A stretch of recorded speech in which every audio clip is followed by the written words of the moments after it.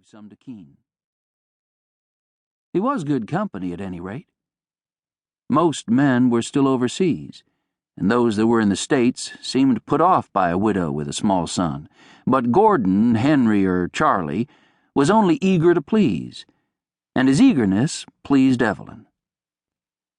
Keene got carsick, and they pulled over so he could upchuck, but the realtor was unfazed. After patting Keene's back and giving him a mint, he stood stock still and pointed at a brown something lumbering in the saw palmetto in the pine woods beside the road.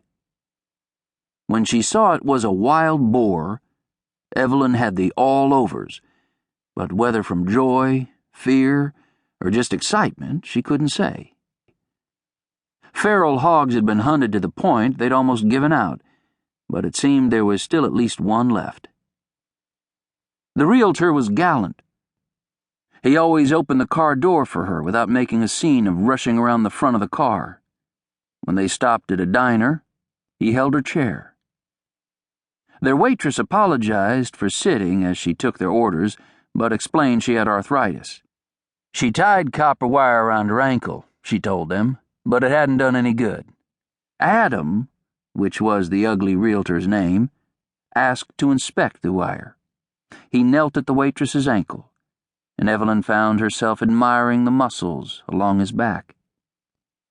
"Are you a root doctor?" the waitress asked. "My mama was a root doctor, and I got some leaning that way myself. I'm always first to know when a woman's going to have a baby."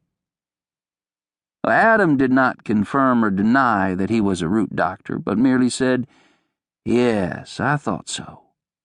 You have this wire twisted right over left. You have to twist it left over right.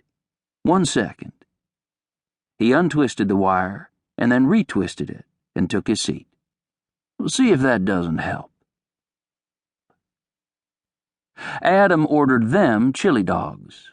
The menu was very limited, and a beer for himself, which Evelyn thought a very urbane and sophisticated thing to do in the middle of the day. When the waitress left, Evelyn whispered conspiratorially, "She actually thinks you're a root doctor." "You actually think I'm a real estate man," Adam said. Evelyn laughed at that. "Actually, I just like helping out." And then he told her a joke. In the middle of a play, this actor grabs his chest and falls to the floor. Adam clapped the table to demonstrate. The other actors gather round in panic, and then one of them says, "Is there a doctor in the house?" For a second, no one says a thing. Then in the back row, a man stands up and says, "I'm a doctor." So he goes up on stage and loosens the actor's collar and palpitates his chest and whatnot until the ambulance gets there. So the ambulance driver says, "Thank God you were here. Doc, you probably saved his life."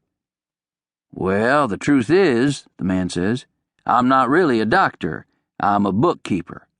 "My God," says the ambulance driver, "you had this man's life in your hands. Why did you tell these people you were a doctor?" "Well," says the man, scratching his chin and thinking about it, "nobody else stood up." The joke didn't strike Evelyn as particularly funny, but she laughed anyway. She had resigned herself to going back to her room at the motor court and spending the night convincing herself by heroic self-assurances that the bungalow was not so bad after all, and that if nothing else was to be had, she and Keene would make do.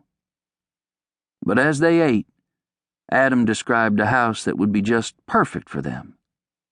A 3-bedroom, 2-bath stucco that backed up onto an orange grove. When the blooms came in, they perfumed the place up something fierce. There was a live oak from which, if she wished, they could hang a swing for Keene. The best place in the world to raise a family. He took a shiny brass key from his back pocket and pushed it across the table toward her, and Evelyn realized that Adam was describing his own house, and that he was flirting with her, had in fact been flirting with her all day. She knew then that she was going to marry him. Red-faced, flattened nose, cauliflower ear and all. That marriage was as certain as the cooling summer squall promised by the distant thunder.